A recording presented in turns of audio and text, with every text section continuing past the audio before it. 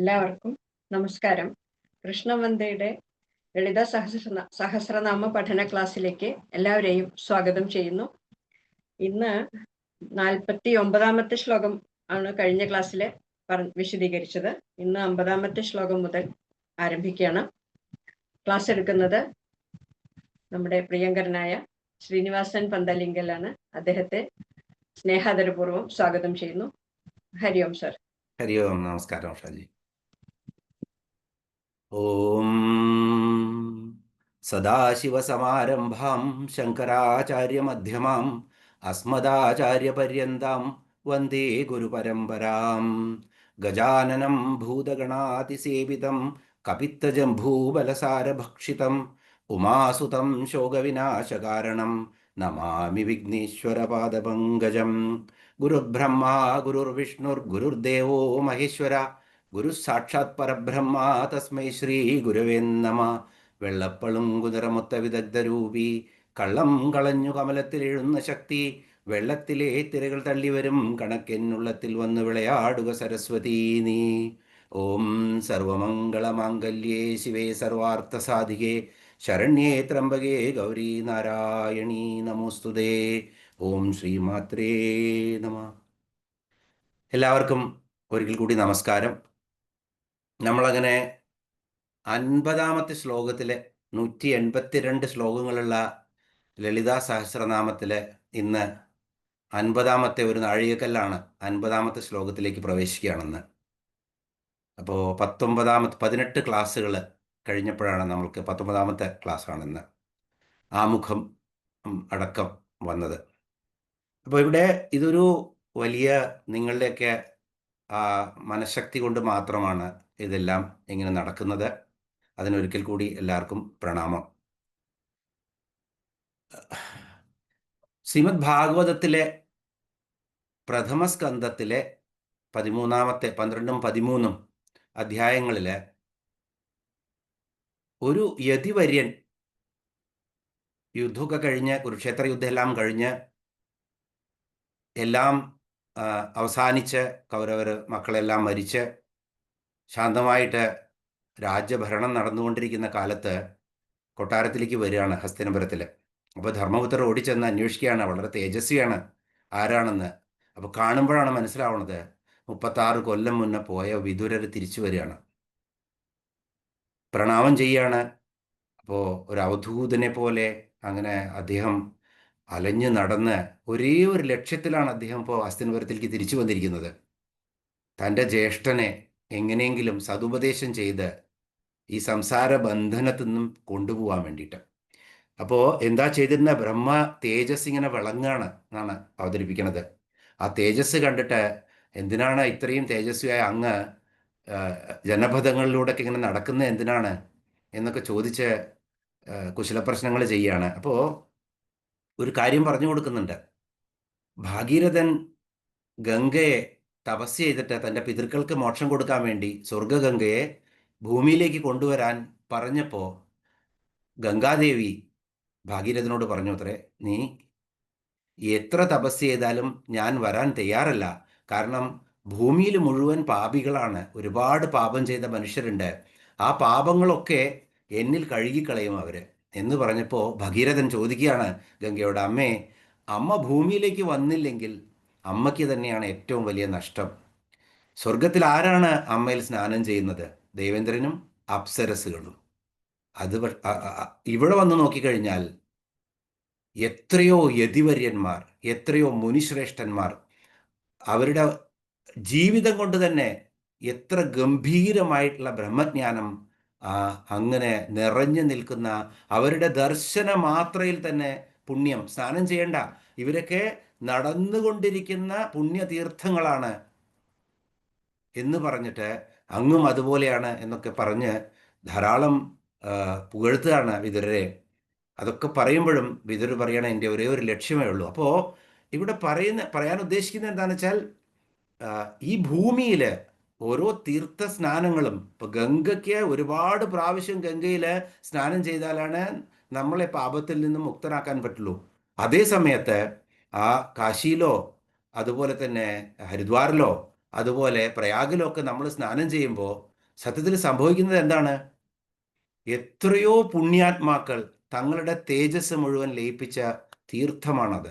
അതുകൊണ്ടാണ് ഒരൊറ്റ സ്നാനം കൊണ്ട് അവിടുന്ന് പുണ്യം കിട്ടുന്നത് എന്നാണ് പറയുന്നത്. അപ്പോൾ ഈ തീർത്ഥസ്നാനം എല്ലാം നമ്മളിലേക്ക് ആവാഹിക്കുന്നത് നമ്മളിൽ നിന്നും ഈ സംസാര ബന്ധനത്തിൽ നിന്നും കുറേശ്ശെ കുറേശ്ശെ കുറേശ്ശെ നമ്മൾ മുക്തരാവണം, അല്ലെങ്കിൽ ആ ഒരു ചിന്ത മനസ്സിൽ വേണം എന്നുള്ളതാണ്. എന്തായാലും ധൃതരാഷ്ട്ര അടുത്ത് ചെന്ന് വളരെ കഠിനമായ ഭാഷയിൽ തന്നെ വിതുരർ പറയാണ്, ഭീമന്റെ എച്ചില് പിണ്ടം എന്നാ പറയുന്ന ഭക്ഷണത്തിന് പിണ്ടം കഴിച്ചിരിക്കുന്ന ഗൃഹപാലൻ, ഗൃഹപാലൻ എന്നുള്ള ശബ്ദം കേൾക്കാൻ വളരെ രസമാണ്, അല്ലെങ്കിൽ ഗ്രാമപാലൻ എന്നൊക്കെ.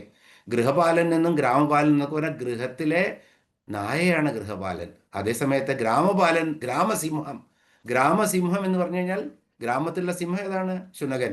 ഒരു ശുനകനെ പോലെ ഈ പിണ്ടം കഴിച്ചിട്ട് ഇത്രയും മക്കളൊക്കെ പോയിട്ടും ഇത്രയും എല്ലാം വയസ്സ് വന്ന് കണ്ണോ ആദ്യമേ ഇല്ല, ഇതൊക്കെ ഉണ്ടായിട്ടും ആ ദേഹത്തിനെ ഉപേക്ഷിക്കാനുള്ള മരണം വരണം എന്നുള്ള അവസ്ഥയല്ലാതെ തപസ് ചെയ്യാൻ പോകണം, വാനപ്രസ്ഥത്തിന് പോകണം, അത് കഴിഞ്ഞ് സന്യാസം സ്വീകരിക്കണം, എന്തുകൊണ്ട് തോന്നുന്നില്ല? ഈ ദേഹത്തെ ഉപേക്ഷിക്കൂ, എത്ര ഇതിനെ മോഹിച്ചിട്ടും കാര്യമില്ല, ഇത് പോവാനുള്ളതാണ് എന്ന് പറഞ്ഞ് വളരെ ശക്തമായ ഭാഷയിൽ ഒരു ശുനകനെ പോലെ ഉപമിക്കുകയാണ്. എന്നിട്ട് വലിച്ച് പുറത്തേക്കിടാണ്.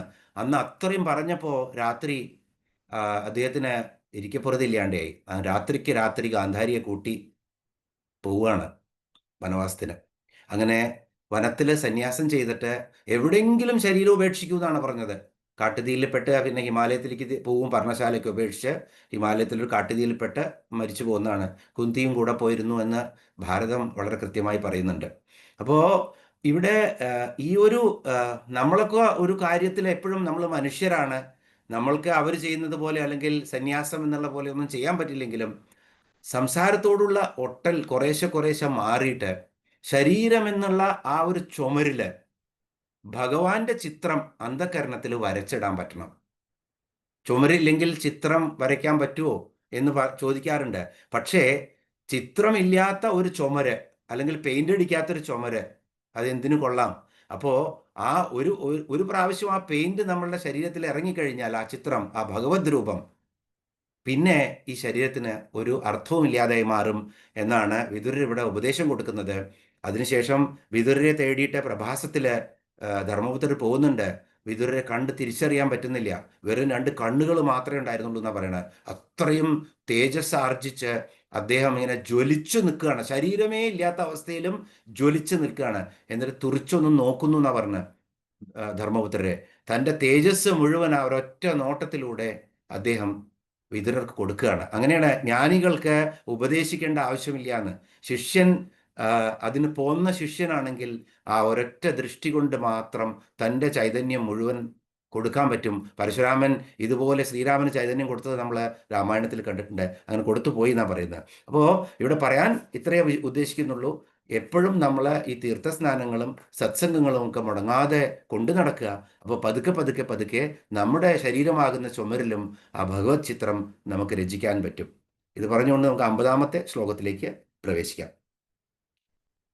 നിസ്തുലാ നീലചികുര നിരപായ നിരത്യയ ദുർലഭ ദുർഗമാ ദുർഗ ദുഃഖഹന്ത്രി സുഖപ്രദ. 184 മുതൽ 192 വരെയുള്ള 9 നാമങ്ങളാണ് ഇവിടെ. നിസ്തുല നീലചികുര നിരപായ നിരത്യയ ദുർലഭ ദുർഗമാ ദുർഗ ദുഃഖഹന്ത്രി സുഖപ്രദ. ആദ്യത്തെ നാമമാണ് ദേവിയുടെ നിസ്തുല. നിസ്തുല എന്ന് പറഞ്ഞാൽ ഒരു തരത്തിലും തുലനം ചെയ്യാൻ പറ്റാത്ത അതുല്യയാണ് ദേവി. നമുക്ക് ഒരു തരത്തിലും ദേവിയെ ഒന്നിനോടും തുലനം ചെയ്യാൻ പറ്റില്ല. തുലനം ചെയ്തു കഴിഞ്ഞാൽ അത് ദേവിയെ ഇകഴ്ത്തലാവും. എന്നാലും ശരീരവർണ്ണനയ്ക്ക് എപ്പോഴും ആ ഭാവം വരാൻ വേണ്ടി നമ്മൾ പല കാര്യങ്ങളുമായിട്ട് നമ്മൾ തുലനം ചെയ്തു. പക്ഷെ ദേവി തീർത്തും നിസ്തുലയാണ്. ഒന്നിനോടും ഉപമിക്കാൻ പറ്റാത്ത, തുലനം ചെയ്യാൻ പറ്റാത്തവളാണ് ദേവി. ദേവി ഏകയായ ബ്രഹ്മമാണ്. അപ്പോൾ ഈ ബ്രഹ്മത്തെ നമുക്ക് ഒന്നിനോടും തുലനം ചെയ്യാൻ പറ്റില്ല. ദേവി തന്നെ പരബ്രഹ്മസ്വരൂപിണിയാണ്. അതുകൊണ്ട് ഹേതു ദൃഷ്ടാന്ത വർജിത എന്നാണ് ത്രിപുരോപനിഷത്ത് പറയുന്നത്. ഒരു കാര്യത്തിലും ദേവിയെ ബ്രഹ്മം തന്നെയാണ്, തുലനം ചെയ്യാൻ പറ്റില്ല എന്നുള്ളതാണ്. അപ്പോൾ 184-ാമത്തെ നാമം നമുക്ക് കുറച്ച് നാമങ്ങൾ പെട്ടെന്ന് മുന്നോട്ട് പോവാം. ഒന്ന് രണ്ട് നാമങ്ങൾ കൂടുതൽ വിശദമായിട്ട് ചർച്ച ചെയ്യേണ്ടി വരും. 185ാമത്തെ നാമമാണ് നീല ചിഗുര. അപ്പോൾ ദേവിയുടെ ചിഗുരം എന്ന് പറഞ്ഞാൽ കേശം, തലമുടി.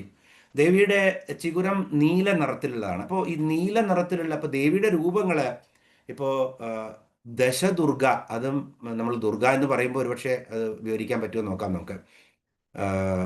10 തരത്തിലെ പരമശിവനെ, പേടിച്ചു പോയ പരമശിവനെ കാണിച്ചു കൊടുക്കുന്ന 10 രൂപത്തിലുള്ള ദുർഗകളുണ്ട്.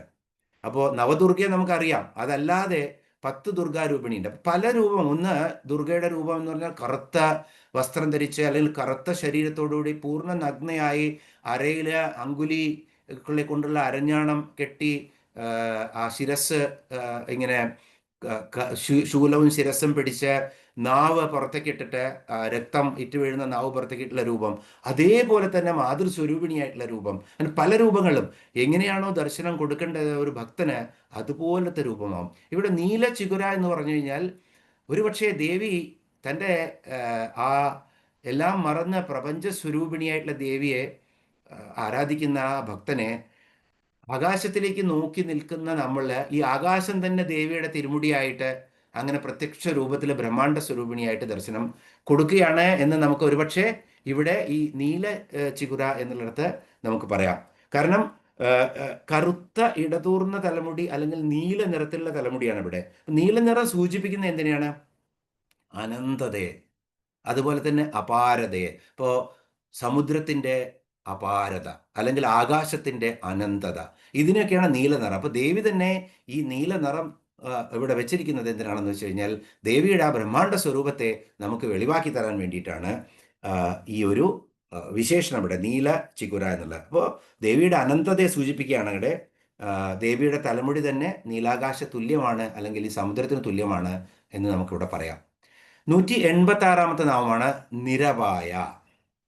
അപ്പോൾ അപായം എന്ന് പറഞ്ഞാൽ പൊതുവെ അപകടം എന്ന് നമുക്ക് പറയാം, അല്ലെങ്കിൽ അൺപ്ലാൻഡ് ആയിട്ട് വരുന്ന കാര്യങ്ങളാണ് അപായം. അത് നാശമാവാം, മൃത്യു ആവാം, ദുരിതമാവാം, വ്യസനമാവാം, നഷ്ടമാവാം. ഇതെല്ലാം പലതരത്തിൽ നമ്മളെ ബാധിക്കുന്നതാണ്. അപ്പോൾ ദേവിയെ ഇതൊന്നും ബാധിക്കില്ല, നമുക്കറിയാം. ഈ എല്ലാ അപായങ്ങൾക്കും അപ്പുറത്താണ് ദേവി. പക്ഷേ ഇവിടെ നമ്മൾക്ക് ഒരു കാര്യം മനസ്സിലാക്കാനുള്ളത്, പലപ്പോഴും നമുക്ക് തോന്നും ഒരു അപകടം സംഭവിച്ചു, അല്ലെങ്കിൽ ഒരു ആക്സിഡൻറ്റ്, ഒരാൾക്ക് ആക്സിഡൻറ്റ് വന്ന അയാൾക്ക് അസുഖം വരുന്നു, അല്ലെങ്കിൽ അയാളുടെ മൃത്യു സംഭവിക്കുന്നു. ഇപ്പം നമുക്കൊക്കെ തോന്നും അയ്യോ ഇത് വാഹനം ഓടിച്ചിട്ടാണോ എന്നൊക്കെ തോന്നും. ഒരു വൃക്ഷത്തിൻ്റെ മുകളിൽ നിന്നും ഒരു പഴുത്ത ഇല വീഴുമ്പോൾ അത് ചിലപ്പോൾ ആ കാറ്റിലാടി മറിഞ്ഞ് തിരിഞ്ഞ് അത് ഇവിടെ വീഴുന്നതിന് പകരം 4 വൃക്ഷം വിട്ട് അപ്പുറത്ത് വീഴും. ആ സമയം പോലും ദൈവനിശ്ചയമാണെന്നാണ് പറയുന്നത്. അപ്പോൾ നമ്മൾക്കാണ് ഇതെല്ലാം അൺപ്രസിഡൻറ്റഡ് അല്ലെങ്കിൽ ആക്സിഡൻ്റൽ എന്നൊക്കെ പറയാൻ പറ്റുള്ളൂ. എന്ത് സംഭവിക്കുന്നു ഈ ബ്രഹ്മാണ്ടത്തിൽ, അതെല്ലാം പൂർവ്വ നിശ്ചയമാണ്. ദേവി അല്ലെങ്കിൽ ആ പരമാത്മാവ് അത് നിശ്ചയിച്ചിട്ടുണ്ട്, നേരത്തെ തന്നെ തീരുമാനിച്ചിട്ടുണ്ട്. അപ്പോൾ ഇതൊന്നും ദേവിയെ ബാധിക്കുന്നില്ല. എന്നാലും ദേവിയുടെ ആരാധന കൊണ്ട് അല്ലെങ്കിൽ ഭക്തരെ അപായങ്ങളിൽ നിന്നും ത്രാണനം ചെയ്ത് അവരെ അതിൻ്റെ കാഠിന്യം കുറയ്ക്കുക എന്നുള്ളത് ദേവി ഭക്തി കൊണ്ട് നമുക്ക് സാധിക്കും. അതുകൊണ്ട് ദേവി ഇവിടെ നിരപായ എന്നുള്ള നാമം നമ്മൾ മുറുകെ പിടിച്ച് ദേവിയെ നമ്മൾ ആ മനസ്സിൽ ധ്യാനിച്ചുകൊണ്ടിരിക്കുകയാണെങ്കിൽ പല ഇതുപോലുള്ള ഘട്ടങ്ങളും വരുമ്പോൾ അതിനെയൊക്കെ തരണം ചെയ്യാനുള്ള ശക്തി നമുക്ക് ദേവി തരും. അതുകൊണ്ട് ദേവി നിരപായ. ഇനി നിരത്യയ, 187ാമത്തെ നാമമാണ് നിരത്യയ. അപ്പോൾ അത്യയം എന്ന് പറഞ്ഞാൽ ഇതുപോലെ തന്നെ അക്രമം. ഒരു കാര്യത്തിൻ്റെ അതിൻ്റെ ആ ബൗണ്ടറി, അതിൻ്റെ ആ സീമകൾ തരണം ചെയ്ത് പോകുന്നതിനെയാണ് അത്യയം എന്ന് പറയുന്നത്. അപ്പോൾ അക്രമമാവാം, പൊതുവെ അതിക്രമം അല്ലെങ്കിൽ അക്രമം എന്നാണ് പറയുന്നത്. അതിൻ്റെ കൂടെ തന്നെ ദുഃഖം, ദോഷം, ദണ്ഡം എന്നൊക്കെയുള്ള അർത്ഥങ്ങളും, ആപത്ത്, പ്രളയം, ഇതൊക്കെ എന്താണ്? അതിക്രമമാണ് അല്ലെങ്കിൽ നിരത്യയം എന്ന് പറയുന്നതാണ്. അപ്പോൾ അത്യയം എന്ന് പറഞ്ഞാൽ ഇതൊക്കെയാണ്. അത്യയം എന്ന് പറഞ്ഞാൽ അക്രമം, ദുഃഖം, ദോഷം. അപ്പോൾ പൊതുവെ പ്രകൃതിയിൽ ഒരു നിയമമുണ്ട്. ഇപ്പോൾ ഈ ബ്രഹ്മാണ്ടം ഉണ്ടായിട്ട് ഇങ്ങനെ ഇത്ര കിലോമീറ്റർ വേഗതയിൽ 1,06,000 കിലോമീറ്റർ വേഗത്തിൽ ഭൂമി ഭ്രമണം ചെയ്യുന്നു. നമുക്ക് സങ്കല്പിക്കാനും പോലും പറ്റില്ല. അങ്ങനെയൊക്കെ ഇതെല്ലാം കൊണ്ടു നടക്കുന്ന ഒരു ശക്തിയുണ്ട്. അപ്പൊ ഇതിനെന്താണ് പറയുന്നത്? ക്രമം. ഒരു ക്രമമുണ്ട് എല്ലാത്തിനും. ഒരു ഋതം എന്ന് പറയാം നമുക്ക്. ആ ഋതം ഇങ്ങനെ ഈ ബ്രഹ്മാണ്ടം ഇങ്ങനെ നടക്കുന്നത് തന്നെ, സൂര്യൻ കൃത്യമായി ഉദിക്കുന്നു, കാലവർഷം വരുന്നു, ഒരു ക്രമത്തിലാണ് ഇത് പോകുന്നത്. അതിന് ഈ അധ്യായം ഇവിടെ ഒരു ക്രമം തന്നെയാണ്. അപ്പൊ പ്രകൃതി നിയമമാണ് ക്രമം. ആ ക്രമത്തിന് വിരുദ്ധമായിട്ട് സംഭവിക്കുന്ന എന്താണ്? അക്രമം. ഇപ്പൊ ഒരു സമാധാനം ശരിയായിരിക്കുന്ന ഒരു സ്ഥലം, അവിടെ കുറച്ച് അക്രമികൾ അക്രമം അഴിച്ചുവിട്ട് എന്തെങ്കിലും ചെയ്യുന്നു. അപ്പൊ എന്ത് സംഭവിക്കും? അവിടെ അക്രമമായി മാറും, ക്രമം തെറ്റും. എല്ലാം ശാന്തമായി നടത്തിയിരുന്ന ആ സിറ്റുവേഷൻ മാറിയിട്ട് അക്രമമായി മാറും അവിടെ. ഇനി ഈ അക്രമത്തെ പുനഃസ്ഥാപിക്കണം. ഇനിയിപ്പോ അക്രമം മാറ്റിയിട്ട് ക്രമത്തിനെ പുനഃസ്ഥാപിക്കണമെങ്കിൽ എന്ത് ചെയ്യണം? വിക്രമം വേണം. അപ്പോ ഭരണകൂടം അവിടെ ഇടപെടും, പോലീസിനെയും പട്ടാളത്തിനെയും നിയമിക്കും, അവരുടെ വിക്രമം കാണിക്കും. എന്നിട്ട് അക്രമത്തിനെ അടിച്ചമർത്തിയിട്ട് ക്രമത്തിനെ പുനഃസ്ഥാപിക്കും. അപ്പോ ഇവിടെ പ്രകൃതി നിയമം എപ്പ തെറ്റിച്ചാലും ഒരു കാര്യം ഓർക്കുക, ദേവി അല്ലെങ്കിൽ ആ ചൈതന്യം എപ്പോ വേണോ ആ ക്രമത്തെ നിലനിർത്താൻ വേണ്ടിയിട്ട് പ്രത്യക്ഷപ്പെടും. അത് ഏത് രൂപത്തിലാണ്, ഏത് ഭാവത്തിലാണ് ഒന്നൊന്നും നമ്മൾക്ക് അറിയാൻ പറ്റില്ല. അത് പലപ്പോഴും ദേവി തന്നെ അക്രമം കാണിച്ചുകൊണ്ട് നമ്മളിലെയൊക്കെ ഈ അതിക്രമത്തെ ഇല്ലാതാക്കിയിട്ട് നമുക്ക് പ്രളയം വരുന്നതൊക്കെ അങ്ങനെയാണ്. അപ്പോൾ ഇതുപോലെയൊക്കെ ചെയ്തിട്ട് ഈ മനുഷ്യന്റെ അക്രമങ്ങളെ നിയന്ത്രിക്കാൻ ഈ പരാശക്തി തന്നെ വരും എന്നുള്ളതാണ്. അപ്പൊ ഇവിടെ യഥാ യഥാ ഹി ധർമ്മസ്യ ഗ്ലാനിർഭവതി ഭാരത എന്ന് നമ്മൾ കേട്ടിട്ടുണ്ട്. എവിടെയൊക്കെ ധർമ്മത്തിന് ച്യുതി വരുന്നുവോ അവിടെയെല്ലാം ഞാൻ പ്രത്യക്ഷപ്പെടും എന്ന് ഭഗവാൻ കൃഷ്ണൻ കൃത്യമായിട്ട് പറഞ്ഞിട്ടുണ്ട്. അപ്പോൾ നിരത്യയ എന്ന് പറഞ്ഞാൽ ഈ അത്യയങ്ങളൊന്നുമില്ലാത്തവൾ, അക്രമങ്ങളും അതിക്രമങ്ങളും. ദേവി ആർക്കും ആക്രമിക്കാൻ പറ്റില്ല, അതിക്രമിക്കാൻ പറ്റില്ല. സാക്ഷാൽ പരമശിവന് പോലും തുല്യതയോട് കൂടിയിട്ടാണ് ദേവി. ശക്തിയും ശിവനും തമ്മിൽ ഒരു വ്യത്യാസമില്ലെന്ന് നമ്മൾ കണ്ടു. അപ്പോൾ ഇവിടെ നിരത്യയാണ് ദേവി, ക്രമത്തെ എപ്പോഴും നിലനിർത്തുന്നവളാണ് ദേവി എന്നുള്ളത് കൃത്യമായിട്ട് ഓർക്കുക എന്ത് അക്രമം ചെയ്യുമ്പോഴും. അപ്പോൾ 188ാമത്തെ നാമമാണ് ദുർലഭ. ഇവിടെ ദുർലഭ എന്ന് പറഞ്ഞാൽ ദേവി ദുർലഭയാണ്, നമുക്കൊക്കെ അറിയാതെ. ലഭിക്കാൻ വിഷമമുള്ളവളാണ് ദേവി. അത്രയും കൃത്യം. ഞാനിപ്പോൾ ഇത്രയും കൊല്ലങ്ങളായിട്ട് ലളിതാ സഹസ്രനാമം ചൊല്ലുന്നു, എനിക്ക് ദേവി ദർശനം ഉണ്ടായില്ലല്ലോ എന്നൊക്കെ ചോദിച്ചു കഴിഞ്ഞാൽ അതിനൊന്നും ഉത്തരമില്ല. കാരണം നമ്മളുടെ എത്ര ശുദ്ധ മനസ്സോട് കൂടിയിട്ടാണ് ആ തത്വത്തെ നമ്മൾ ഉള്ളിലാക്കുന്നത് എന്നറിയുന്നതിനനുസരിച്ചാണ് ആ ദർശനമൊക്കെ കിട്ടുന്നത്. പക്ഷേ എന്ത് മനസ്സുകൊണ്ട് നമ്മൾ ചെയ്താലും അതിന് ഒരു സംശയവുമില്ല, നമ്മൾക്ക് ദേവിയുടെ പ്രീതി ഉണ്ടാവും.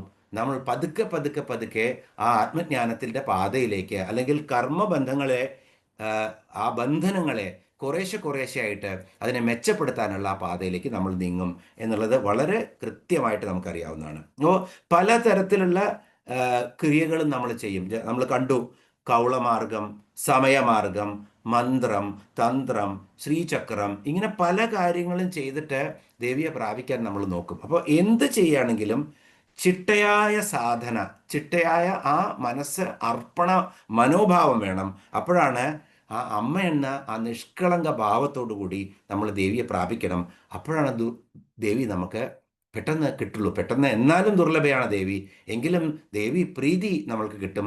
ദേവിയെ തന്നെ നമ്മൾക്ക് നാം ദേവിയാണെന്നുള്ള തിരിച്ചറിവ് വേണമെങ്കിൽ നമ്മൾക്ക് ആ സറണ്ടർ, എന്തായെന്ന് പറയുക, പൂർണ്ണമായിട്ട് നമ്മൾ ദേവിയെ സമർപ്പിക്കണം. എന്നാലാണ്, നമ്മളെ തന്നെ സമർപ്പിച്ചാലാണ് ദേവി പ്രത്യക്ഷയാവൂ. അപ്പോൾ ദുർലഭ എന്നുള്ള നാമം.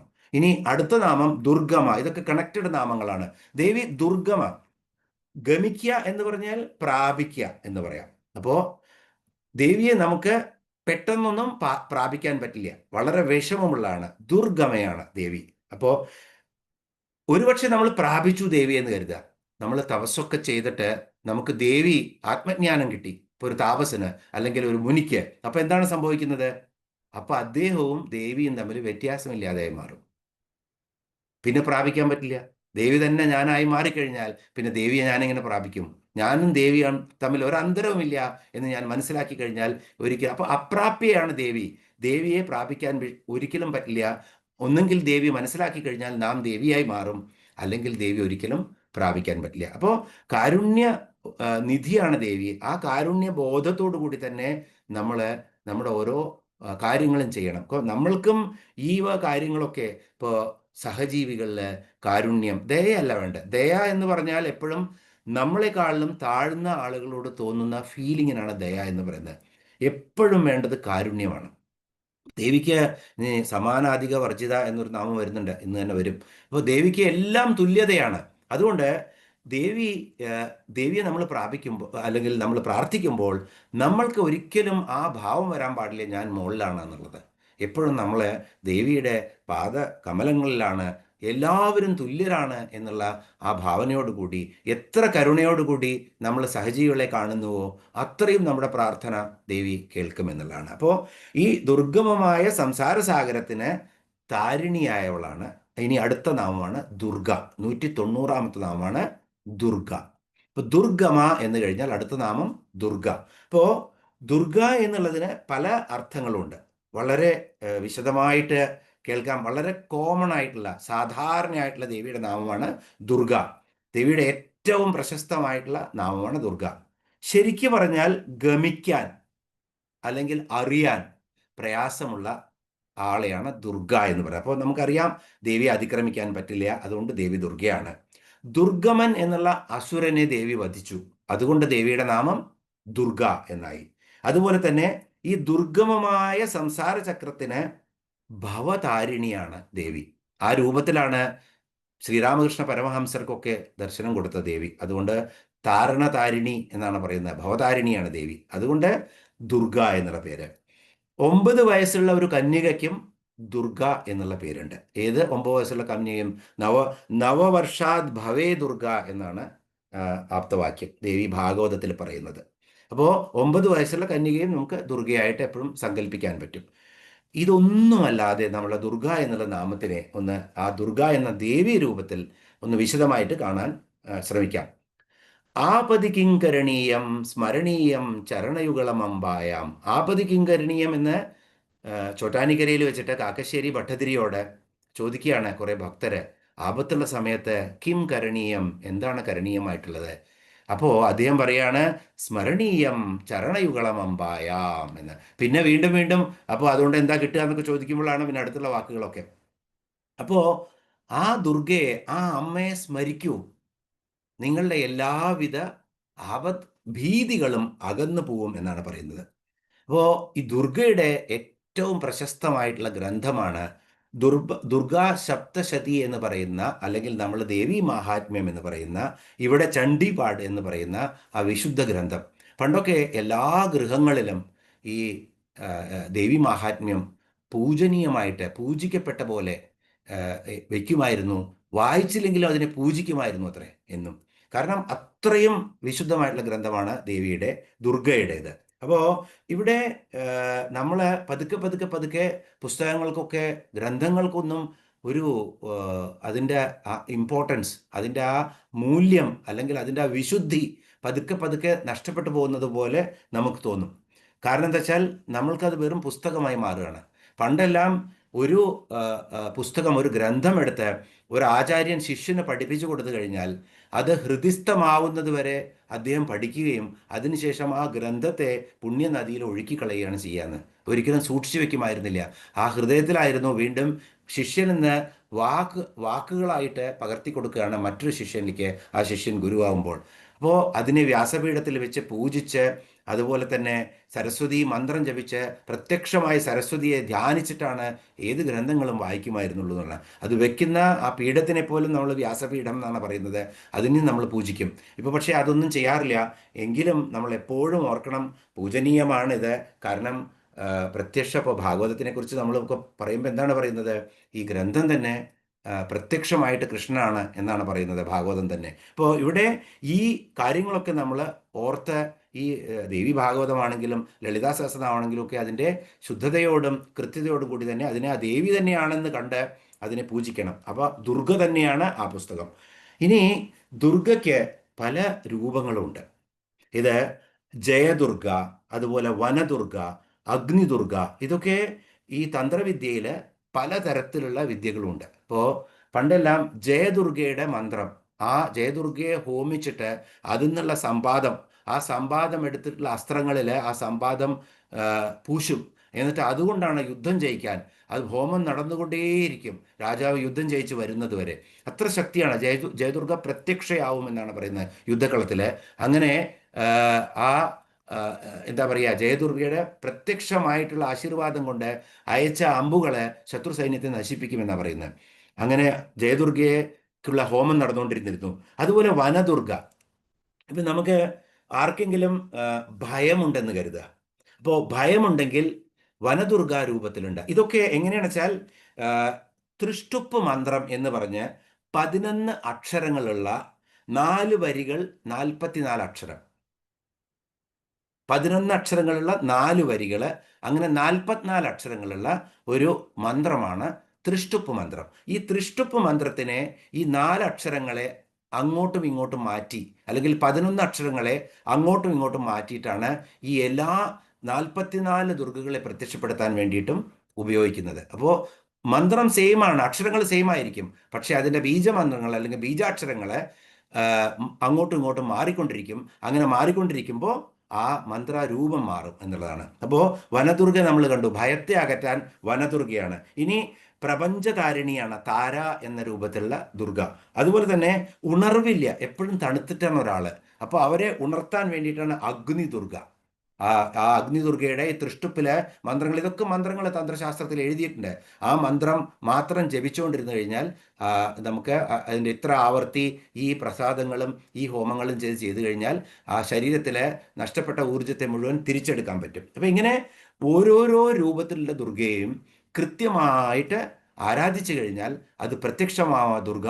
ഏത് രൂപത്തിൽ വേണമെന്ന് നമ്മൾ നിശ്ചയിച്ചാൽ മതി, ആ രൂപത്തിൽ ദുർഗ പ്രത്യക്ഷമാവും എന്നുള്ളതാണ്. ഇപ്പോൾ 36 ഭാവങ്ങളിലെ ദുർഗയെ പ്രത്യക്ഷപ്പെടുത്താൻ ഈ 44 അക്ഷരങ്ങളിലെ തൃഷ്ടുപ്പ് മന്ത്രത്തിലെ ശക്തിയുണ്ട് എന്നുള്ളതാണ്. അപ്പോൾ നമുക്കിവിടെ ഇതൊന്നുമില്ലെങ്കിൽ എന്താ പറയുന്നത്, ആഗമരഹസ്യം എന്നുള്ള ഒരു തന്ത്രഗ്രന്ഥമുണ്ട്.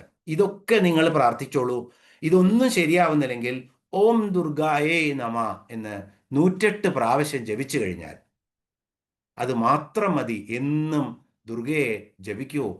വളരെ ഹൃദയത്തോടു കൂടി ആ ദേവിയെ തൻ്റെ കരുണയോടുകൂടി തന്നിൽ വന്ന് തന്നെ പ്രസാദിക്കണേ എന്ന് വിചാരിച്ചുകൊണ്ട് 108 പ്രാവശ്യം ഓം ദുർഗായേ നമ എന്ന് ജപിച്ചു കഴിഞ്ഞാൽ ഇതിൻ്റെ ഒന്നും ആവശ്യമില്ല എന്ന് അവസാനം ഈ തന്ത്രഗ്രന്ഥത്തിൽ പറയുന്നുണ്ട്. അപ്പോൾ വളരെ ഷോർട്ട് കട്ടായിട്ടുള്ള കാര്യമാണ്. ഇവിടെ നമുക്ക് ഇതെങ്കിലും പറ്റുന്നത് പോലെ ചെയ്യാൻ ശ്രമിക്കാം എന്നാണ്. അപ്പോൾ 190ാമത്തെ നാമം ദുർഗ. ഇനി 191ാമത്തെ നാമമാണ് ദുഃഖഹന്ത്രി. ദുഃഖഹന്ത്രി, ദുഃഖം എല്ലാവർക്കും അറിയാം, ഹന്ത്രി ഹനനം ചെയ്യുന്നവൾ. അപ്പോൾ ദുഃഖത്തെ ഹനനം ചെയ്യുന്നവൾ അല്ലെങ്കിൽ ദുഃഖത്തെ നശിപ്പിക്കുന്നവൾ. അപ്പോൾ ദുഃഖത്തെ എപ്പോഴും നമുക്ക് നശിപ്പിക്കാൻ പറ്റി വരില്ല, കാരണം എന്തെങ്കിലും സംഭവിച്ചു കഴിഞ്ഞാലാണ് ദുഃഖം വരുന്നത്, അല്ലേ? അപ്പോൾ മുജ്ജന്മ കർമ്മങ്ങളെ കൊണ്ടാണ് പലപ്പോഴും പല ദുഃഖങ്ങളും നമുക്ക് വന്നു ചേരുന്നത്. അത് മുഴുവൻ മാറ്റാൻ പറ്റിയെന്ന് വരില്ല. ഇപ്പോൾ ഒരു ദശാകാലത്ത് ഇപ്പോൾ നമ്മളോട് പറയുകയാണ് ഒരു പണ്ഡിതൻ, നിങ്ങൾക്ക് 4 കൊല്ലം, നീ 10 വർഷം വളരെ മോശമായ കാലമാണ് എന്ന് പറയുമ്പോൾ നിങ്ങൾ ദുർഗയെ ജപിച്ചോളൂ എന്ന് പറയുകയാണ്, അല്ലെങ്കിൽ ദേവിയെ ആരാധിച്ചോളൂ എന്ന് പറയുമ്പോൾ നമുക്ക് നമ്മളുടെ 10 വർഷത്തെ ആ കാഠിന്യം ദേവിക്ക് ഒരുപക്ഷെ 1 വർഷമാക്കി കുറച്ച് 9 ജന്മങ്ങളിലെ ഓരോ വർഷമാക്കി മാറ്റിത്തരാൻ പറ്റും. കാരണം ദേവിയെ പ്രാർത്ഥിക്കുമ്പോൾ അടുത്ത ജന്മത്തിലേക്ക് നമുക്ക് സഞ്ചിതമായിട്ട് അല്ലെങ്കിൽ ആർജിക്കില്ല പാപകർമ്മങ്ങൾ.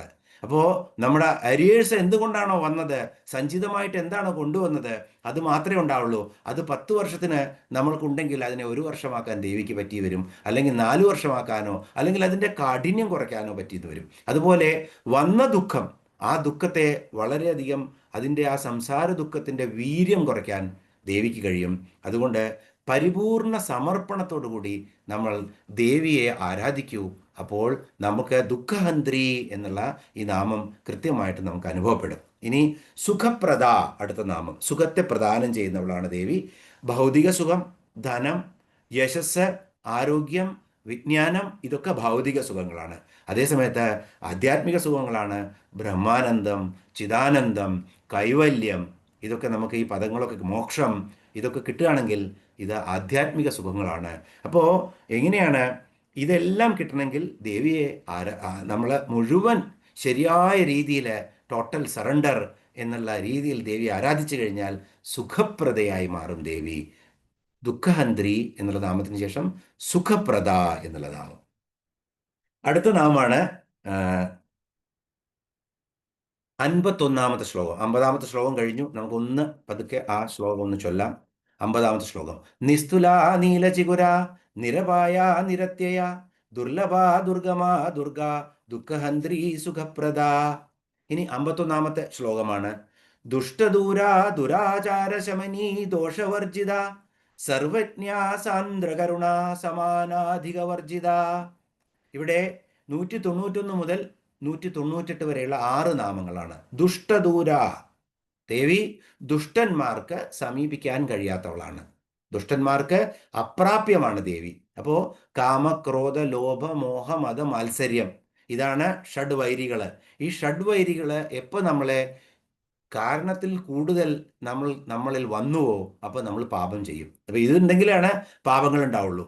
അപ്പോൾ ഈ വൈരികളെ അകറ്റി നിർത്തണമെങ്കിൽ നമുക്ക് പണ്ടേ നമ്മൾ അറിഞ്ഞു, ഇതൊക്കെ മാറ്റി നിർത്തണമെങ്കിൽ നമ്മൾക്ക് ദേവിയുടെ ചരണാരവിന്ദങ്ങളെ നമ്മൾ മുറുകെ പിടിക്കണം. അപ്പോൾ എന്നാൽ മാത്രമേ നമുക്ക് ദുഷ്ടത ഇല്ലാതിരിക്കുള്ളൂ, പാപം ഇല്ലാതിരിക്കുള്ളൂ. പാപം ചെയ്തു കഴിഞ്ഞാൽ ആ ദുഷ്ടന്മാർക്ക് ദൂരെയാണ് ദേവി. അപ്പോൾ ദുഷ്ടന്മാരെ നശിപ്പിക്കുന്നവൾ കൂടെയാണ് ദേവി. അതുകൊണ്ടും ദുഷ്ടദൂര എന്ന് പറയാം. അതുകൊണ്ട് ദുഷ്ടന്മാർക്ക് ദേവി അപ്രാപ്യയാണ്. ഇനി നമ്മൾ പലപ്പോഴും നമുക്ക് ശത്രു സംഹാര പുഷ്പാഞ്ജലി എന്നൊക്കെ പറയും. അപ്പൊ എന്താണ് ഈ ശത്രു സംഹാര പുഷ്പാഞ്ജലി? ശത്രുവിനെ സംഹരിക്കുകയാണോ? അല്ല. നമ്മളുടെ മനസ്സിൽ തന്നെയുള്ള ശത്രുതാബോധം, ഒരാളോടുള്ള അസൂയ, ഒരാളോടുള്ള മത്സരബുദ്ധി, ഇതിനെയൊക്കെ സംഹരിക്കാനാണ്. അപ്പം നമുക്ക് തന്നെ ആ ശത്രുതാബോധം പോയി കഴിഞ്ഞു കഴിഞ്ഞാൽ പിന്നെ എന്താണ് പറ്റുന്നത്?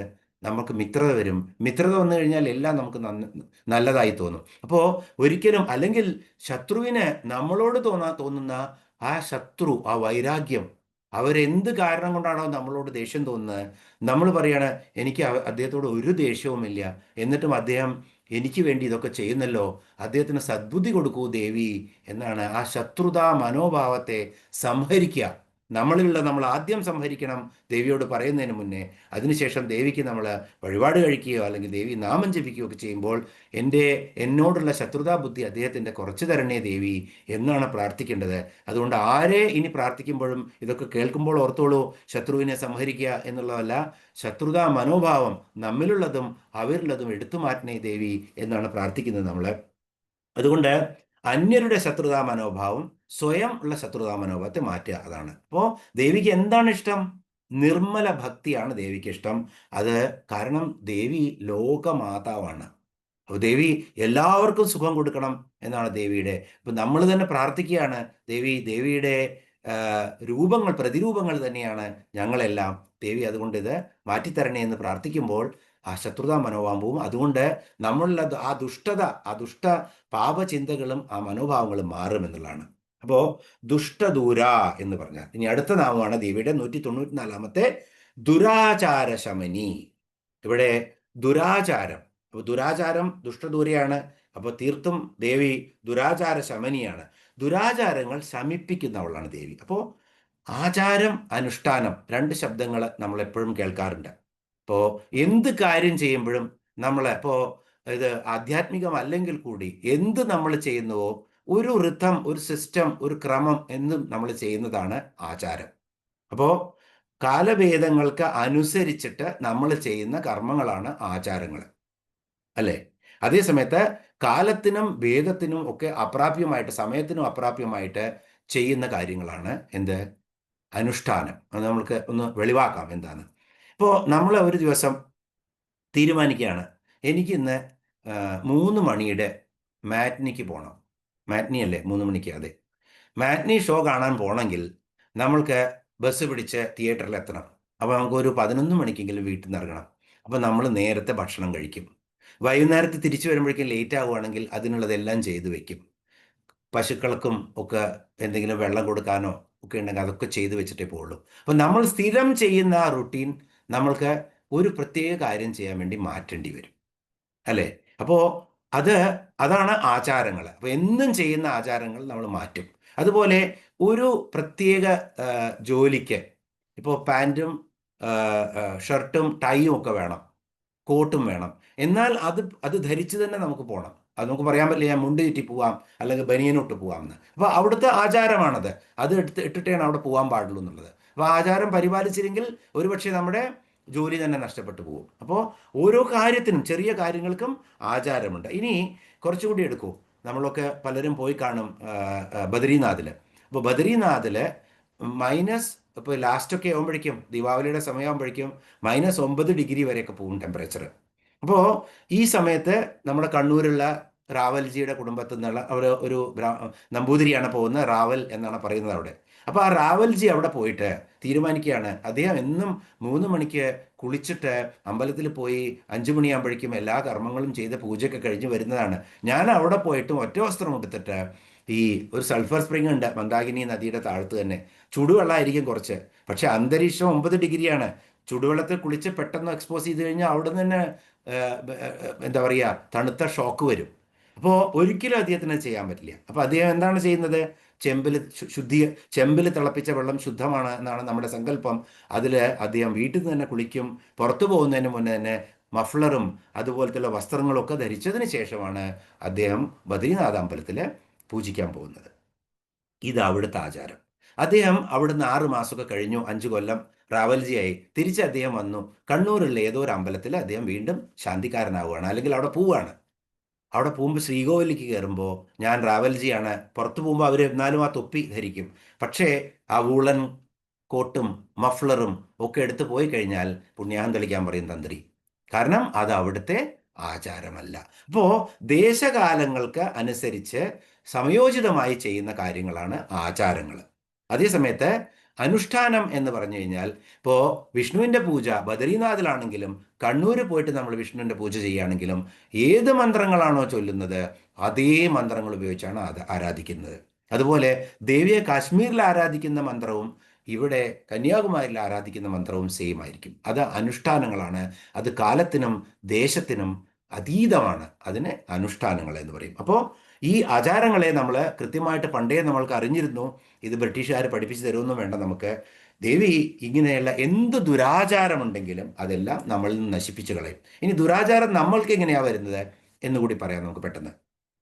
ഇപ്പോൾ ഒരാൾക്ക് കളവ് പറയാനുള്ള എപ്പോഴും എന്തിലും ചെറുതായിട്ട് കളവ് പറയും, ചെറുതായിട്ട് മോഷണം ചെയ്യാനുള്ള ഇപ്പോൾ ഓഫീസിലാണെങ്കിലും നിങ്ങൾക്ക് ഇപ്പോൾ TA എഴുതുമ്പോൾ കുറച്ച് കൂടുതൽ കൂട്ടി എഴുതും, ആരും പിടിക്കുകയൊന്നുമില്ല. ഇങ്ങനത്തെ ചെറിയ ചെറിയ കളവുകളൊക്കെ ചെയ്യും. അതുപോലെ തന്നെ ചിലർക്ക് മനസ്സിലുണ്ടാവും മാംസം ഭക്ഷണം കഴിക്കേണ്ടെന്ന്, പക്ഷെ അവർ കഴിക്കും. ഇതൊക്കെ ആകുമ്പോൾ നമുക്ക് തോന്നും, അയ്യോ ഇതെല്ലാം എന്നിൽ ഞാൻ പാപങ്ങളെ ആർജിക്കുകയല്ലേ എന്ന് തോന്നും. അപ്പോൾ ഇങ്ങനെ പാപങ്ങളെ ആർജിക്കുന്ന സമയത്ത് നമുക്ക് എന്തുണ്ടാവും? നമ്മൾ കരുതും, ഓ ദേവി ആരാധന ഞാൻ ചെയ്യില്ല, ഇതൊക്കെ കഴിഞ്ഞിട്ട് ശുദ്ധമായതിന് ശേഷം ഞാൻ ദേവിയെ ഉപാസിക്കാമെന്ന് കരുതിയാൽ അലക്കൊഴിഞ്ഞ് കാശിക്ക് പോകാൻ പറ്റില്ല. അതുകൊണ്ട് ദേവിയെ പൂർണ്ണ മനസ്സോടുകൂടി ഈ ദുർഗുണങ്ങളൊക്കെ ഉള്ളപ്പോഴും നിങ്ങൾ ആരാധിച്ചോളൂ. പതുക്കെ പതുക്കെ പതുക്കെ ദേവി നമ്മളിലെ ഈ ദുർഗുണങ്ങളെ അകറ്റി നിർത്തും. അതൊരു പ്രോസസ്സാണ്. എത്ര നമ്മൾ ആ ദൈവ ചൈതന്യത്തോട് അടുക്കുന്നുവോ നമ്മൾ പതുക്കെ പതുക്കെ പതുക്കെ നമ്മുടെ ദുർഗുണങ്ങളിൽ നിന്നും അതുപോലെ തന്നെ അമിതമായിട്ടുള്ള കാമനകളിൽ നിന്നും ആസക്തികളിൽ നിന്നൊക്കെ നമുക്ക് മാറ്റം കിട്ടും. അതുകൊണ്ടാണ് ദേവി ദുരാചാര ശമനി എന്ന് പറയുന്നത്. അപ്പോൾ ദേവിയെ പ്രാർത്ഥിച്ചോളൂ. എന്ത് ദുരാചാരങ്ങളുണ്ടോ നിങ്ങൾക്ക്, അതുകൊണ്ടുള്ള പാപബോധം അകറ്റിയിട്ട് പ്രാർത്ഥിച്ചോളൂ. പതുക്കെ പതുക്കെ അത് നമ്മൾ പോവും. അപ്പോൾ ദുരാചാര ശമനി 194 നാമം. ഇനിയോ 195 നാമമാണ് ദോഷവർജിത. ദേവി സകല ദോഷങ്ങൾക്കും അപ്പുറത്താണ്. ദോഷങ്ങളെല്ലാം ഇല്ലാത്തവളാണ്, ഒരു ദോഷവും ഇല്ലാത്തവളാണ്. കാമക്രോധ ലോഭ മോഹ മത മാത്സര്യ ഡംഭ അസൂയാദി ഒരു ദോഷങ്ങളും ദേവിയെ ബാധിക്കില്ല. അതിനൊക്കെ അപ്പുറമാണ് ദേവി. ഇത് മറ്റൊരർത്ഥം ദോഷങ്ങളിൽ നിന്നും തൻ്റെ ഭക്തരെ സംരക്ഷിക്കുന്നവളാണ് ദേവി. അതുകൊണ്ട് ദേവി ദോഷവർജിതയാണ്. എങ്ങനെയാണോ ദുരാചാര ശമനി, അതുപോലെ തന്നെ ദോഷവർജിതയാണ് ദേവി. അതുകൊണ്ട് ദേവിയെ ഭജിച്ചോളൂ. ഇപ്പോൾ നമുക്ക് പലപ്പോഴും തോന്നും നമ്മുടെ ദോഷങ്ങളൊക്കെ, ഇപ്പോൾ ഈ പല കാര്യങ്ങളും നമ്മൾ ചെയ്യുമ്പോൾ നമുക്ക് തോന്നും ഇത് ശരിയാണോ തെറ്റാണോ എന്നുള്ള. അപ്പോൾ ഭഗവത്ഗീതയിലെ കൃഷ്ണൻ എന്താണ് പറയുന്നത്? ധർമ്മ അവിരുദ്ധേ ഭൂതേഷു കാമോസ്മി ഭരതർഷഭ എന്നാണ് പറയുന്നത്. എന്താണ് ഇതിൻ്റെ അർത്ഥം? കൃഷ്ണൻ പറയാണ്, ജന്തുക്കളിലെ ഈ കാമം, എല്ലാ കാമങ്ങളും എൻ്റെ വിഭൂതിയാകുന്നു എന്നാണ് പറയുന്നത്. അപ്പോൾ എന്ത് കാമം എന്ന് പറയണ്ടേ? ധർമ്മ അവിരുദ്ധേ, ധർമ്മത്തിന് വിരുദ്ധമായിട്ടാണെങ്കിൽ അതെൻ്റെ അല്ല. ധർമ്മത്തിന് അവിരുദ്ധമായിട്ടുള്ള എല്ലാ കാമങ്ങളും, അപ്പോൾ കാമം ഇല്ലാതെ മനുഷ്യന് ജീവിക്കാൻ പറ്റില്ല, ജന്തുക്കൾക്കൊന്നും ജീവിക്കാൻ പറ്റില്ല. അപ്പോൾ കാമം എന്ന് പറഞ്ഞാൽ നമ്മുടെ ആഗ്രഹങ്ങളാണ്. എന്ത് ആഗ്രഹങ്ങളാണ്? അപ്പോൾ ആ ആഗ്രഹങ്ങളൊക്കെ ധർമ്മത്തിന് എതിരല്ലെങ്കിൽ അത് തൻ്റെ തന്നെ വിഭൂതിയാണെന്ന് ഭഗവത്ഗീതയിൽ കൃഷ്ണൻ പറഞ്ഞിട്ടുണ്ട്.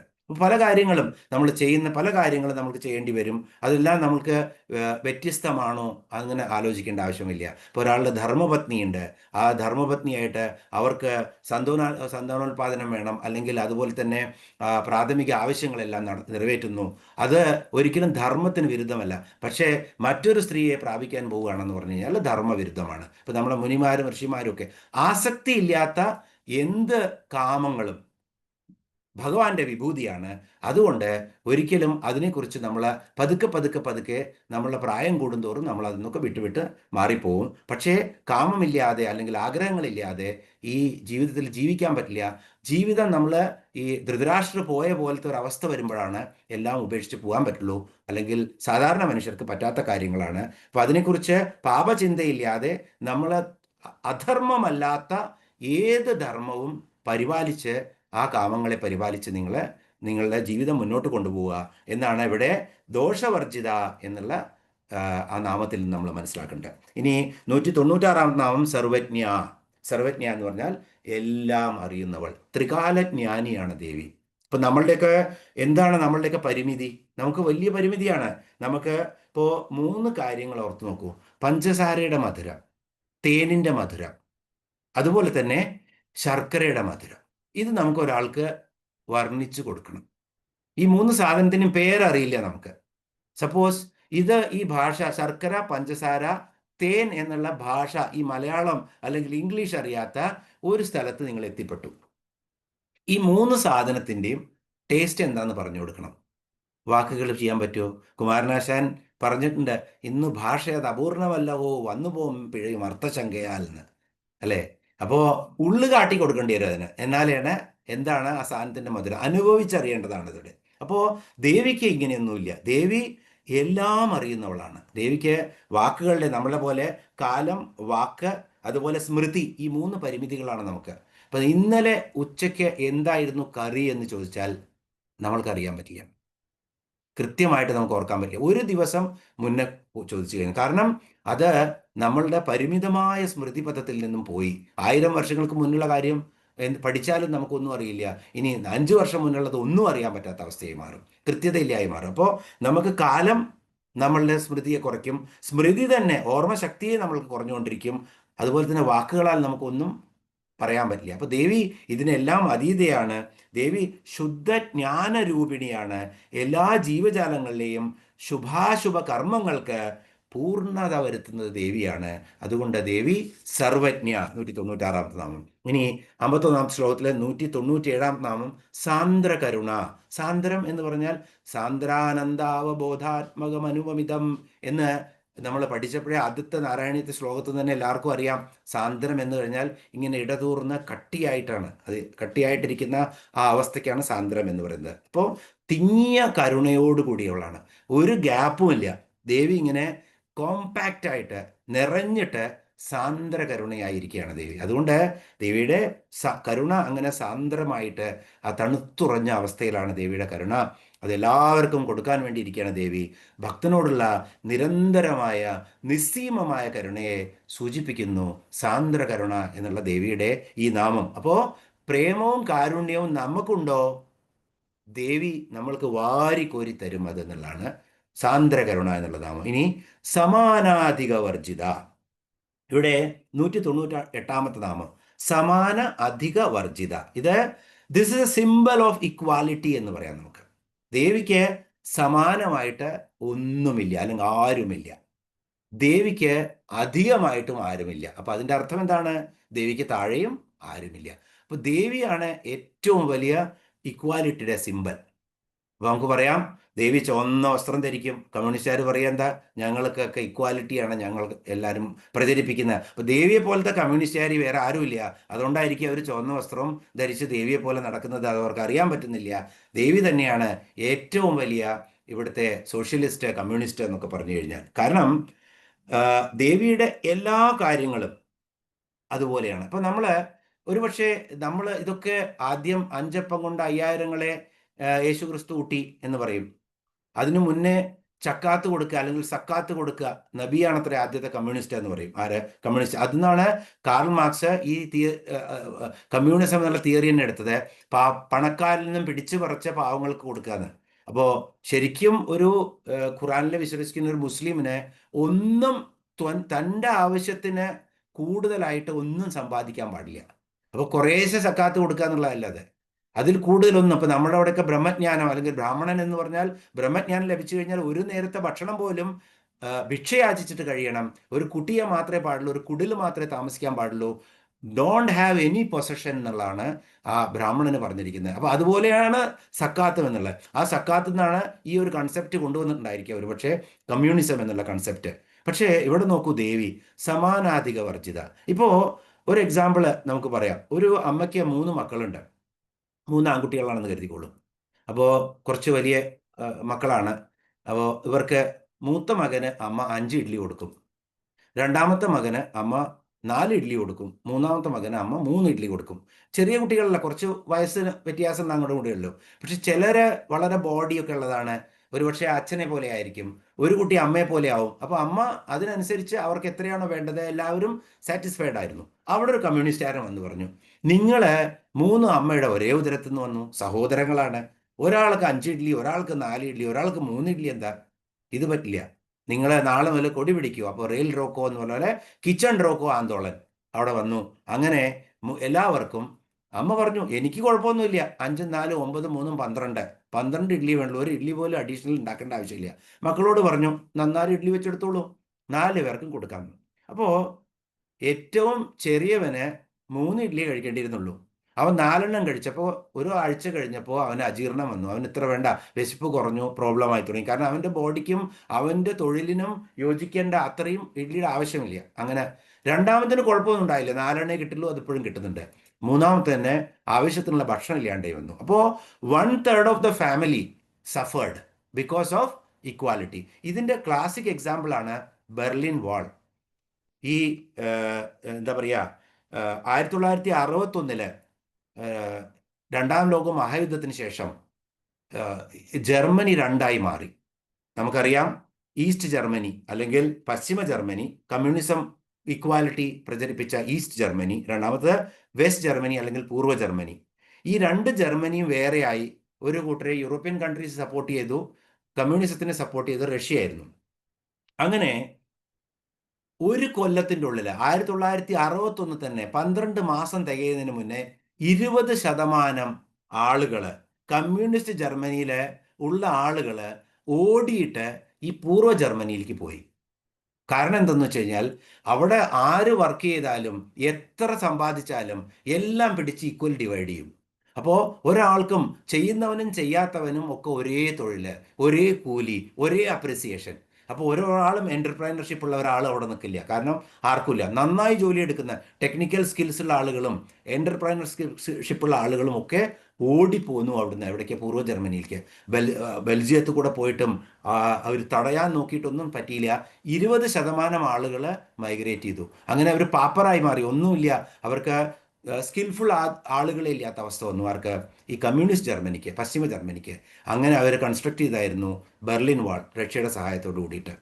അത് വീണ്ടും ജർമ്മനി ഏകീകൃതമായപ്പോൾ ഒരു 35 കൊല്ലം മുന്നേ അതിനെ വീണ്ടും അവർ പൊട്ടിച്ചു കളഞ്ഞു ആ വാളിനെ. അപ്പോൾ പറയാൻ ഉദ്ദേശിച്ചത്, ഇക്വാലിറ്റി എന്ന് പറഞ്ഞു കഴിഞ്ഞാൽ ഇറ്റ് ഈസ് റിക്വയർമെൻറ്റിനനുസരിച്ചുള്ള ഇക്വാലിറ്റി വേണം. അല്ലാതെ ഒന്നും ചെയ്യാത്തവനെയും എല്ലാം ചെയ്യുന്നവനെയും ഒരേ തൊഴുത്തിൽ കെട്ടിക്കഴിഞ്ഞു കഴിഞ്ഞാൽ 2 കൂട്ടരും ഡിസാറ്റിസ്ഫൈഡ് ആയി മാറും.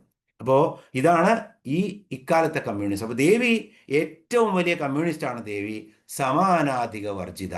എല്ലാവർക്കും എന്താണോ കൊടുക്കുന്നത് അവർക്ക് അനുസരിച്ച് ദേവിക്ക് കൊടുക്കാനറിയാം. ദേവിയുടെ മുന്നിലും പിന്നിലും ഒന്നുമില്ല. ദേവി എല്ലാവരെയും തുല്യതയോട് കൂടിയിട്ടാണ് കാണുന്നത്. ഇനി അടുത്ത ശ്ലോകം. അപ്പോൾ ഈ ശ്ലോകം സാന്ദ്രകരുണ സമാനാധിക വർജിത. അപ്പോൾ 51ാമത്തെ ശ്ലോകം കഴിഞ്ഞു. ദുഷ്ടദൂര ദുരാചാര ശമനി ദോഷവർജിത സർവജ്ഞ സാന്ദ്രകരുണ സമാനാധിക വർജിത. അടുത്ത ശ്ലോകമാണ് 52ാമത്തെ. സർവശക്തിമയി സർവമംഗള സദ്ഗതിപ്രദ സർവേശ്വരി സർവമയി സർവമന്ത്രസ്വരൂപിണി സർവശക്തിമയി സർവമംഗള സദ്ഗതിപ്രദ സർവേശ്വരി സർവമയി സർവമന്ത്രസ്വരൂപിണി. 199 മുതൽ 204 വരെയുള്ള 6 നാമങ്ങളാണ്. സർവശക്തിമയി, ദേവി സകല ശക്തികളും താൻ തന്നെയാണ് ദേവി. ഇപ്പൊ ദേവിക്ക് വേറെ ഒരു വസ്തുവും ഇല്ല ഇവിടെ. ഈ ചരാചര ബ്രഹ്മാണ്ടത്തിൽ ഒന്നുമില്ല ദേവി അല്ലാത്തത്. സർവദേവ സമൂഹവും ഏകീകരിച്ചിട്ടാണ് ദേവിയായിട്ട് ഉദ്ഭവിച്ചിരിക്കുന്നത്. അതുകൊണ്ട് ദേവി മഹാത്മ്യം പറയുന്നു, ഈ എല്ലാ ശക്തികളും ദേവി കൂടിയിട്ടാണ് ദേവി ആയിരിക്കുന്നത്. യോഗേശ്വരനായിട്ടുള്ള കൃഷ്ണനെ പോലെ എല്ലാം കാണിച്ചു കൊടുത്തില്ലേ? എല്ലാ 33 കോടി ദേവതകളെ അർജുനന് കാണിച്ചു കൊടുത്തു. അതുപോലെയാണ് ഇവിടെ ദേവി എന്നാണ് ദേവി മഹാത്മ്യം പറയുന്നത്. അപ്പോൾ ദേവി ശിവശക്തി ഐക്യ രൂപിണിയാണ്. അപ്പോൾ സൃഷ്ടിക്ക് വേണ്ടിയിട്ട് പലതായി മാറിയതാണ് ദേവി സദാശിവന്റെ കൂടെ. നമുക്കറിയാം പരശിവന്റെ കൂടെ. അതുകൊണ്ട് ദേവി സർവശക്തിമയാണ്. അപ്പോൾ നിങ്ങൾ നമ്മുടെ ഭഗവത്ഗീതയിലെ വിഭൂതി യോഗം ശ്ലോകം ആലോചിച്ച് നോക്കൂ. അക്ഷരങ്ങളിൽ ഞാൻ അകാരമാണ്. അപ്പോൾ വിഷ്ണു അനാഥൻ. ആ എന്ന് പറഞ്ഞാൽ നമ്മൾ പണ്ടും കണ്ടു, വിഷ്ണുവാണ് നാഥൻ. അപ്പോൾ അക്ഷരങ്ങളിൽ അകാരമാണ്. പക്ഷികളിൽ ഞാൻ ഗരുഡനാണ്. അതുപോലെ തന്നെ കുതിരയിൽ ഞാൻ ഏതാണ് ഉച്ചൈസ്രവസ്സാണ്. അതുപോലെ ആനകളിൽ ഞാൻ ഐരാവതമാണ്. അതുപോലെ മുനികളിൽ ഞാൻ വ്യാസനാണ്. വൃഷ്ണികളിൽ ഞാൻ കൃഷ്ണനാണ്. എല്ലാം കൃഷ്ണൻ എന്ന് പറഞ്ഞ പോലെ എല്ലാം ദേവീമയമാണ്. ചരാചരങ്ങളിലെല്ലാം ഇതൊന്നും ഭേദമില്ല. വീണ്ടും വീണ്ടും നമ്മൾ പറയുകയാണ്, ഒന്നാണ് എല്ലാം. ഒന്നായ നിന്നിഹ രണ്ടെന്നു ഉണ്ടായൊരിണ്ടൽ വധമിണ്ടാവതല്ലമാ പണ്ടേ കണക്ക് വരുവാൻ. വീണ്ടും അതുപോലെ തോന്നണേ ഭഗവാനെ എന്നുള്ളതാണ് ഈ പ്രാർത്ഥന. അപ്പോൾ ഇത് ദേവി തന്നെയാണ് എല്ലാം. അതുകൊണ്ട് ദേവി സർവശക്തിമയി. ഇനിയോ സർവമംഗള. ദേവി എല്ലാ മംഗളങ്ങളും ആരുടെ രൂപമാണോ, എങ്ങനെയാണോ ശക്തി, അതുപോലെ മംഗളരൂപിണിയാണ് ദേവി. ഈ ചരാചരങ്ങൾക്കുള്ള എല്ലാ മംഗളങ്ങളും എന്താണോ അത് ദേവി സ്വരൂപം തന്നെയാണ്. സർവമംഗള മാംഗല്യേ ശിവേ സർവാർത്ഥ സാധികേ ശരണ്യേ ത്രംബകേ ഗൗരി നാരായണി നമോസ്തുതേ എന്നാണ് ചൊല്ലുന്നത്. അപ്പോൾ ആധ്യാത്മികമായിട്ടുള്ള മംഗളങ്ങളും ഭൗതികമായിട്ടുള്ള മംഗളങ്ങളും എല്ലാം തരുന്നവളാണ് ദേവി. അതുകൊണ്ട് ആ ദേവിക്ക് സർവമംഗള എന്ന് പറഞ്ഞ് ഓം സർവമംഗളായേ നമ എന്ന് പ്രാർത്ഥിക്കാം നമുക്ക്. അടുത്തത് സദ്ഗതിപ്രദ. ഇപ്പോൾ 201 നാമമാണ്. 200 നാമം അങ്ങനെ നമ്മൾ കഴിച്ചു. 1000 നാമത്തിൽ 200 നാമമായി. 50 ശ്ലോകവും കഴിഞ്ഞു. 201 നാമമാണ് സദ്ഗതിപ്രദ. സദ്ഗതിയെ പ്രദാനം ചെയ്യുന്നവളാണ് ദേവി. അപ്പോൾ ഉത്കൃഷ്ടമായ ജന്മം, കൂടുതൽ മംഗളകരമായിട്ടുള്ള ഒരു ജീവിതം, ജനന മരണ ചക്രങ്ങളിൽ നിന്നുള്ള മോചനം, ഇതിനൊക്കെ സദ്ഗതി എന്ന് പറയാം. എന്തും ഇപ്പം നന്നായിട്ടുള്ളൊരു ജന്മം കിട്ടി നമ്മളതിനെ നന്നായി ഉപയോഗിക്കുകയാണെങ്കിൽ അതും സദ്ഗതിയാണ്. കൂടുതൽ മംഗളകരമായിട്ടുള്ളൊരു ജീവിതം നമുക്ക് വരികയാണ്, സദ്ഗതിയാണത്. ജനന മരണ ചക്രത്തിൽ നിന്നും മോചിക്കുകയാണെങ്കിൽ കൈവല്യം കിട്ടിയിട്ട് മോക്ഷത്തിലേക്ക് പോവുകയാണ് നമ്മൾ, അതും സദ്ഗതിയാണ്. അപ്പോൾ ഇത് ഇഹത്തിലും പരത്തിലുമുള്ള സദ്ഗതി ദേവി തരും. അതാണ് ദേവിയെ സദ്ഗതിപ്രദ എന്ന് പറയുന്നത്. സത്തിന്റെ ഗതിയെ, സത്ത് എന്ന് പറഞ്ഞാൽ എന്താണ്? ഈ ബ്രഹ്മം, നമ്മുടെ ഉള്ളിലുള്ള ആ ജീവൻ തന്നെയാണ് സത്ത്. ആ സത്ത് തന്നെയാണ് ബ്രഹ്മം. ആ ബ്രഹ്മജ്ഞാനത്തെ നൽകുന്നവളാണ് ദേവി. അതുകൊണ്ട് ദേവി സത്തിന്റെ ഗതി നമ്മൾക്ക് നൽകുന്നവളുണ്ട്, സദ്ഗതിപ്രദ. അപ്പൊ ദേവി സദ്ഗതി നൽകുന്നവളാണ്. അതുകൊണ്ട് ദേവി സദ്ഗതിപ്രദ. 202 നാമമാണ് സർവേശ്വരി. സർവത്തിനും ഈശ്വരിയായവളാണ് ദേവി. സർവ ഐശ്വര്യങ്ങൾക്കും ആധാരമായവളാണ് ദേവി. അതുകൊണ്ട് സർവേശ്വരി. സർവത്തിനും ഈശ്വരിയായവളാണ് ദേവി. അതുകൊണ്ട് ദേവി സർവേശ്വരി. എല്ലാറ്റിനെയും സൃഷ്ടിച്ച് പാലിച്ച് അതിനെ ലയിപ്പിക്കാൻ സംഹരിക്കാൻ കഴിവുള്ളവളാണ് ദേവി. അതുകൊണ്ട് ദേവി സർവേശ്വരി. സർവേശ്വരി. അടുത്ത നാമം സർവമയി. 203 നാമം. ഇതൊക്കെ കുറച്ച് എളുപ്പമാണ്. പറഞ്ഞു വന്ന കാര്യങ്ങൾ തന്നെയാണ്. അതുകൊണ്ട് വളരെ എളുപ്പത്തിൽ മനസ്സിലാക്കാൻ പറ്റും. സർവമയി. ഇപ്പോൾ ദേവി സർവസ്വരൂപിണിയായവളാണ്. അതുകൊണ്ട് മയം എന്ന് പറഞ്ഞാൽ സകല മയം, ഒരു ചുവപ്പ് മയം അല്ലെങ്കിൽ ഒരു വെളുപ്പ് മയം എന്ന് പറയില്ലേ നമ്മൾ. മയം എന്ന് പറഞ്ഞാൽ നിറഞ്ഞു നിൽക്കുന്നത് എന്നാണ് അർത്ഥം. അപ്പോൾ സർവസ്വരൂപിണിയായിട്ട് അങ്ങനെ നിറഞ്ഞു നിൽക്കുന്നവളാണ് ദേവി. അതുകൊണ്ട് ദേവി സർവമയി. അപ്പോൾ യജുർവേദത്തിൽ എല്ലാം ദേവി തന്നെയാണ്. യജുർവേദത്തിൽ രുദ്രൻ്റെ ശതരുദ്രീയം എന്ന് നമ്മൾ ഇവിടെ കേട്ടു. അല്ലെങ്കിൽ എല്ലാം നമ്മൾ രുദ്രം എന്നുള്ള മന്ത്രമുണ്ട്. 100 ശിവനാമങ്ങളിലുള്ള മന്ത്രങ്ങളാണ്. വളരെ ശക്തിയുള്ള മന്ത്രമാണ്. യജുർവേദത്തിലെ ഏറ്റവും പ്രധാനപ്പെട്ട ഭാഗമാണ് ഈ രുദ്രം. ആ രുദ്രത്തിൽ മുളച്ചു പൊങ്ങുന്ന ഒരു മുളയും ഞാനാണ് ഒരു മന്ത്രമാണ്. അതുപോലെ തന്നെ തസ്കരാണാം പതയേ നമ. ആര്? ശിവൻ. തസ്കരന്മാരുടെയൊക്കെ ഏറ്റവും തസ്കരന്മാരിലെ ലീഡറായിട്ടാണ് ഞാൻ. എല്ലാ ഗുണങ്ങളും പറയുന്നുണ്ട്, അതിൻ്റെ കൂടെയാണ് പറയുന്നത്. അത് കഴിഞ്ഞാലോ വഞ്ചകാനാം വഞ്ചകായേ നമ. വഞ്ചകന്മാരിലെ ഏറ്റവും വഞ്ചകനാണ് ഞാൻ എന്നാണ് പറയുന്നത്.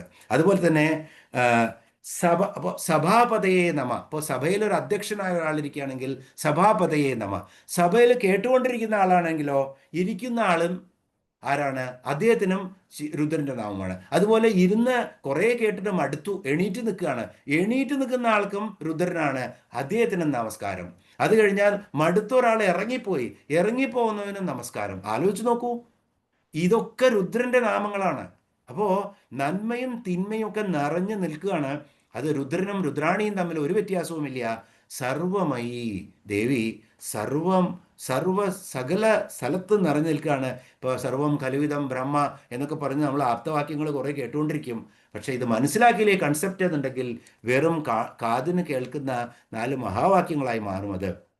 അഹം ബ്രഹ്മാസ്മി, സർവം കലുവിധം ബ്രഹ്മ, അല്ലെങ്കിൽ തത്വമസി, ഇങ്ങനെയുള്ള ഈ മഹാവാക്യങ്ങൾക്കൊന്നും അർത്ഥമില്ലാതായി മാറും. ഈ സർവമയി എന്നുള്ള ശബ്ദം അല്ലെങ്കിൽ ഈ രുദ്രത്തിൻ്റെ ആ ശബ്ദം മനസ്സിലാക്കിയില്ലെങ്കിൽ എന്തുകൊണ്ടാണ് ഇങ്ങനെ രുദ്രനെ പറയുന്നത് എന്നുള്ളതാണ്. അപ്പോൾ യജുർവേദം മുഴുവൻ ഇങ്ങനെ ഒരൊറ്റ വാക്കിൽ, സർവമയി എന്നുള്ള വാക്കിൽ ഇവിടെ ഉണ്ട് ലളിതാ സഹസ്രനാമത്തിൽ നമുക്കിണ്ട് കറന്നെടുത്ത് തന്നിരിക്കുകയാണ്. അപ്പോൾ ഒറ്റ നാമം കൊണ്ട് യജുർവേദം മുഴുവനായി എന്ന് കൂട്ടിക്കൊള്ളൂ. അപ്പോൾ എല്ലായിടത്തും നിറഞ്ഞു നിൽക്കുന്ന ദേവിയിൽ നിന്നും ഭിന്നമായിട്ട് ഈ ലോകത്ത് ഒന്നും തന്നെയില്ല.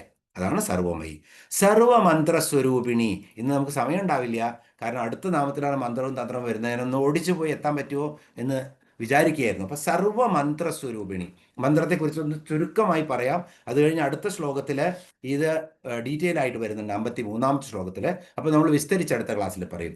സർവമന്ത്രസ്വരൂപിണി, സർവമന്ത്രങ്ങളുടെയും സ്വരൂപമായവളാണ്. അപ്പോൾ 7 കോടി മന്ത്രങ്ങളുണ്ട് എന്നാണ് പറയപ്പെടുന്നത്.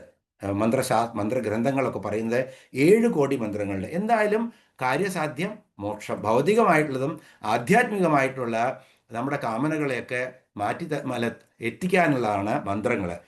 മന്ത്രം എന്ന് പറഞ്ഞു കഴിഞ്ഞാൽ തന്നെ എന്താണ്? ഈ മനനാദ് ഇതി ത്രായതേ ഇതി മന്ത്ര എന്നാണ്. മനനാദ് ത്രായതേ ഇതി മന്ത്ര. അപ്പോൾ നമ്മളെ മനനം ചെയ്തിട്ട് നമ്മളെ മനനം ചെയ്തുകൊണ്ട് രക്ഷിക്കുന്നതാണ് മന്ത്രം. അപ്പോൾ മന്ത്രങ്ങൾ നമ്മൾ നേരത്തെ കണ്ടു, ശബ്ദം തന്നെയാണ്, നാദബ്രഹ്മമാണ്. ഈ ബ്രഹ്മാണ്ടം എന്ന് പറഞ്ഞാൽ ആ ശബ്ദത്തിൽ നിന്നാണ്. ആദിയിൽ വചനമുണ്ടായി, ആ വചനം ദൈവമായി എന്നൊക്കെ നമ്മൾ പലയിടത്തും പറയുന്നത് കേട്ടിട്ടുണ്ട്. ആ ശബ്ദം തന്നെയാണ് ഈ ബ്രഹ്മം, ശബ്ദബ്രഹ്മം എന്നാണ് പറയുന്നത്. അപ്പം നാദബ്രഹ്മ രൂപിണിയാണ് ദേവി. അതുകൊണ്ട് സർവമന്ത്രസ്വരൂപിണി എന്ന് കേട്ടുകഴിഞ്ഞാൽ നാദബ്രഹ്മത്തിൻ്റെ പരാ, പശ്യന്തി, മധ്യമ, വൈഖരി, ഈ ഓരോ സ്റ്റേജസ് ആണ് ഇതിൻ്റെയൊക്കെ. ഇത് അടുത്ത നാമം പറയുമ്പോൾ ഇതിനെ ഓരോന്നിനും നമ്മൾ വളരെ വിശദമായിട്ട് അർത്ഥം കാണും. അപ്പോൾ നമുക്ക് കൂടുതൽ പറയാം. അപ്പോൾ ശബ്ദത്തിൻ്റെ എല്ലാ തലങ്ങളിലും ഇങ്ങനെ ദേവി നിറഞ്ഞു നിൽക്കുകയാണ് ഈ ബ്രഹ്മാണ്ടത്തിൽ. അപ്പോൾ ഋഷികളുടെ മുന്നിൽ ദേവി മന്ത്രരൂപത്തിലാണ് പ്രത്യക്ഷത. നമ്മൾക്കാണ് ദേവിക്ക് രൂപത്തിൻ്റെ ആവശ്യമുള്ളൂ. ദേവി മന്ത്രസ്വരൂപിണിയായിട്ടാണ് ഋഷിമാരുടെ മുന്നിൽ പ്രത്യക്ഷപ്പെടുക. ഇപ്പോൾ സാധകന്റെ മുന്നിൽ ദേവി പല രൂപത്തിലും പ്രത്യക്ഷപ്പെടുമെന്ന് കണ്ടു. പക്ഷേ ഋഷിമുനിമാരിൽ ദേവി മന്ത്രരൂപത്തിലാണ്, മന്ത്രസ്വരൂപിണിയായിട്ടാണ് വരുന്നത്. അതുകൊണ്ട് നമ്മുടെ ചിന്ത, സച്ചിന്ത, സദ്ഗതി ഇതെല്ലാം മന്ത്രത്താലാണ് വരുന്നത്. അതുകൊണ്ട് ദേവി സർവമന്ത്രസ്വരൂപിണിയാണ്. അടുത്ത നാമങ്ങൾ നമ്മൾ ചൊല്ലുമ്പോൾ സർവയന്ത്രാത്മിക എന്നും സർവതന്ത്രരൂപ എന്നുള്ള ആ ശ്ലോകം ചൊല്ലുമ്പോൾ നമ്മൾക്ക് ഇതെല്ലാം വിശദമായിട്ട് കാണാം. ഇവിടെ നമുക്കിന്നിവിടെ അവസാനിപ്പിക്കാം. എല്ലാവർക്കും ഒരിക്കൽ കൂടി നമസ്കാരം. ഓം സർവമംഗളമാംഗല്യേ ശിവേ സർവാർത്ഥാധികേ ശരണ്യേ ത്രംബകേ ഗൗരി നാരായണീ നമോസ്തുതേ. പൂർണ്ണമിദ പൂർണ്ണാത് പൂർണ്ണമുദച്യതേ പൂർണ്ണസ്യ പൂർണ്ണമാദായ പൂർണ്ണമേവാവശിഷ്യതേ. ഓം ശാന്തി ശാന്തി ശാന്തി. ഹരി ഓം.